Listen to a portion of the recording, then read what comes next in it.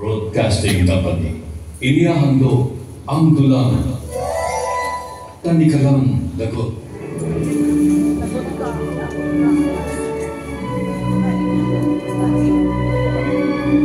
Lagyan natin sa YouTube. Wala ko si Christina. Nandiyan na. Kaya't si Yahweh ay tinawag ko sa aking kahirapan, humingi ng sapilolo. Mula sa templo niya, tinig ko'y narinig. Umabot sa kanya ang aking pag-ibig. Mula po ito sa aklat ng mga awit, 18:6. Ako po si Aurora San Pedro ng Tarlac. Ang aking pong ibabahagi ng kwento ay tungkol po sa aking karanasan na kung papaano ko po nasaksihan ang mga himala ng Diyos sa aking buhay. Pasisimulan ko po sa ganitong mga tagpo.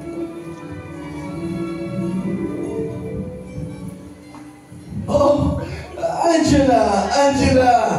May honey bunch! Oh, Pepito, may honey bunch. Welcome sa Amerika. Pwede bang mayakap muna kita? May kiss na bisita, Oo Angela. naman. Alam mo ba, malaya na ako ngayon. Magsasama tayo dito sa Amerika. Oo naman, Pepito. Mamamatay ata ako kapag nawalan ka sa buhay ko. Ang akala ko nga hindi na matutupad ng usapan nating dalawa. Naku, Angela, maaari ba naman yun? Hindi pwedeng, hindi ko to pa rin ang ating mga pangarap. Mahal na mahal kita. Sa iyo ko natagpuan ang lahat ng pagkukulan ng aking asawang si Aurora. Hindi na tayo maghihiwalay.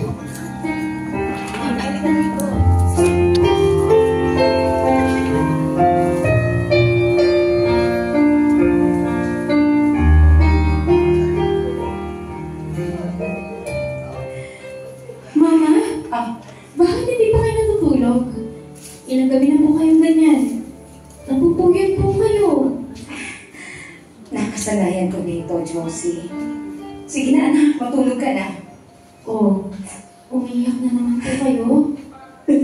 Gabi-gabi na lang po kayong ganyan. Naaalala ko lang ang papa ko, anak. Nag-iisa lang siya doon. Sino magluluto ng pagkain niya? Hindi pa naman siya sanay na hindi ako katabi sa pagtulog. Sino ang mag-aasikaso sa kanya? Hindi siya marunong mabalansya, anak. Mama, nasaan na kasi Papang? At magandang trabaho niya doon.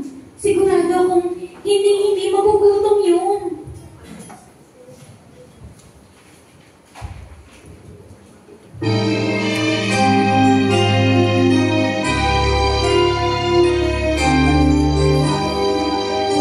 Lumayo ka man sa akin at ako'y uminom. Oh, sweetheart. Mabuti naman ang dumating ka na. Halika na, nakahanda ng dinner.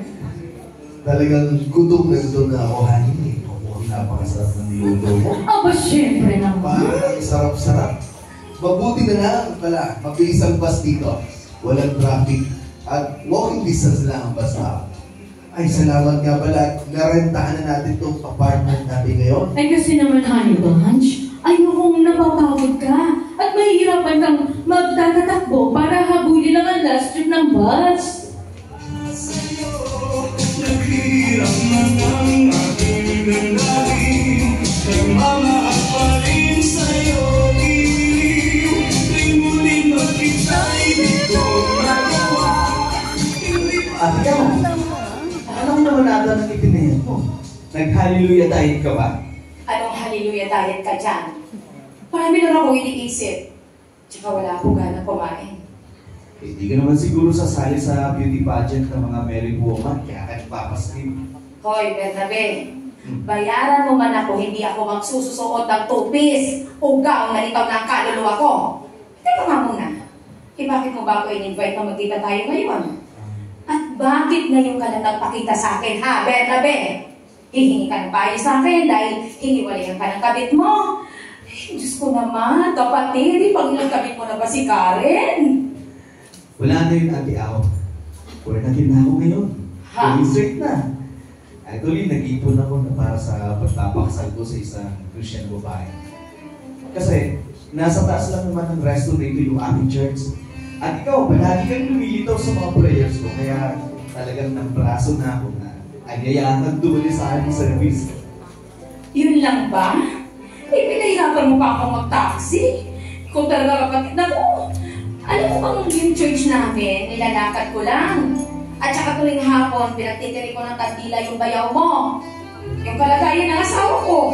Nagno-novena pa ako, nagro-rosaryo. Ano ba ba ang kulang? Pasade, makinig ka na lang sa turo ng aming pastor. Tara, akyat na tayo.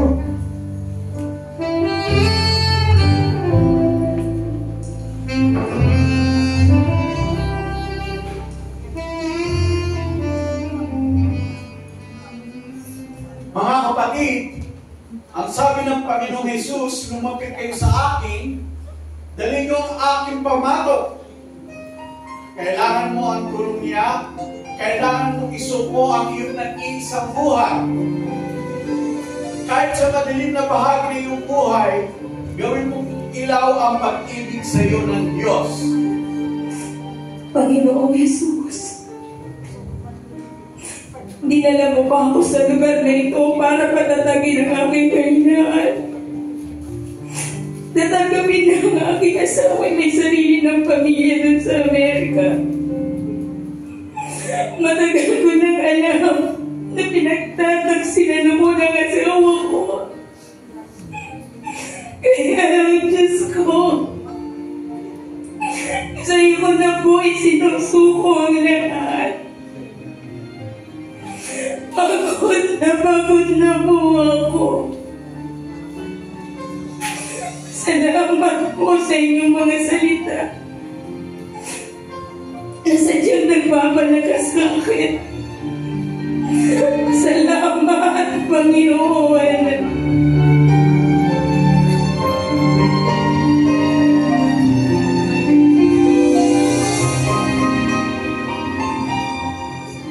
Mamang, do you still remember Eloisa? Yung kaklase ko nung high school? Oo naman, anak. So, anong issue? Bakit ka nagagalit? Ano bang ginawa sa'yo ni Eloisa, anak? Hindi si Eloisa, Mamang. Kundi si Papang. Ha? May pamilya na doon si Papang sa Amerika. Kaya pala ayaw na niya umuwi dito. Hindi kilala ni Papang si Eloisa. Pero si Eloisa, kilala siya. At yung isang bahay nila ni Eloisa, yung Angela din yung bumili. Palipasa may bahay. May pera yung babae yun. Anak. Pinuto pa man din siya at nakapag-asawa ng US Navy. Kaya malaki ang pensyon. Ang kapal na mukha nila. Hirap na hirap ka dito. At alis hindi ka makatulog sa kakaisip kay Papa na baka kung napaano na siya, kung nagugutom ba siya, kung nangungulila ba siya. Pero that's wrong, Mom. Masaya si Papa sa piling ng babae niya samantalang ikaw. Bakit siya ganun, Mom? Bakit napaka-sweet ni Papa doon? Josie, masaya naman tayo, di ba? Magkasama tayo. Wala na akong hahanapin pang iba. Meron tayong Jesus na pinaglilingkuran. Meron tayong simbahan. Hayaan mo na lang ang papangkulo, anak. Ipanalangin natin siya. Sana'y makakilala rin siya sa Panginoong Jesus. Pero Mamang, ang asa ko magagalit ka kay Papang. Pero ano itong narinig ko sa'yo? Ipag-pray siya? Anak, halika na dito. Payagap nga. Tandaan mo ito, anak, ha? Ikaw ang pinakamasayang nangyari sa buhay ko. Mom, I wish. Mula nang lumabas ka at ninitaan mo na ako, doon ko nalaman na kailangan kong mabuhay para sa iyo, anak. Pero Mom, mahal na mahal kita, anak. Paano naman po si Mama? Paano po siya? Paano si Papang? Hindi mo na ba siya mahal? Masaya na siya doon. Hayaan mo na lang siya. Kung hindi na niya ako mahal, okay lang. Siya nga pala, pari ka bang mag-New Zealand tayo? May offer sa akin doon na trabaho. Madali ka na rin makakahanap ng trabaho doon. At saka alam mo ba, ang kukunti lang ng tao doon, mas marami pa ang mga tupa at tupang ligaw. At isa si Papang sa tupang ligaw ng Amerika.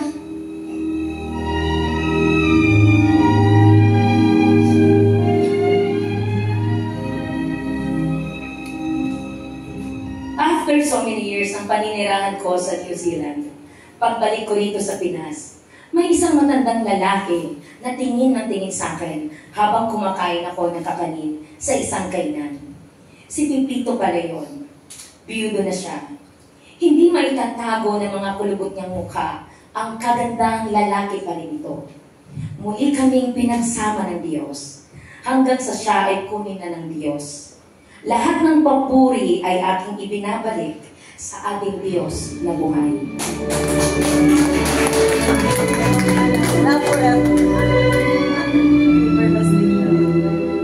Kaya't si Yahweh ay tinawag ko sa aking kahirapan. Humingi ng saklolo mula sa templo niya.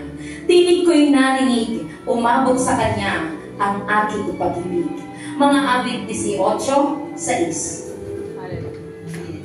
Ang kwentong tampok natin sa araw na ito ay mula sa Palalangliham mula kay Aurora San Pedro ng Tarlac. Binigyang buhay ni na Marita Ansiano Nadal. Renz Ortiz, Baliboy Aborde. Goods Buse. at Nancy Lazarte. Mula sa panulat at direksyon, Cherry Peñalosa. Maraming salamat po.